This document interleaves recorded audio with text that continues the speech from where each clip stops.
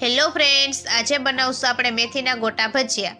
ભજીયા બનાવવા માટે એક વાટકો ચણાના લોટને મિક્સિંગ બાઉલમાં એડ કરશું અને પોણી વાટકી મેથીનું કટિંગ, અડધી વાટકી લીલા ધાણા, અડધી વાટકી ડુંગળી, અડધી વાટકી લીલા મરચાં, સૂકા ધાણા, મરી અને અજમાનો અધકચરો પાવડર, સ્વાદ પ્રમાણે મીઠું અને ચૂટકી જેટલી હિંગ એડ કરીને બધી વસ્તુને સારી રીતે મિક્સ કરી લેશું અને થોડું પાણી એડ કરીને બેટરને સારી રીતે બનાવી લેશું.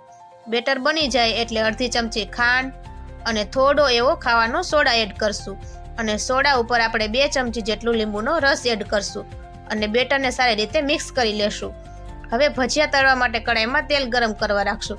તેલ ગરમ થઈ જાય એટલે કડાઈમાં સમાય એટલા ભજીયા મૂકી દેશું અને ભજીયાને બંને બાજુથી સરસ રીતે તળી લેશું. ભજીયા તળાઈ જાય એટલે તેને એક પ્લેટમાં કાઢી લેશું.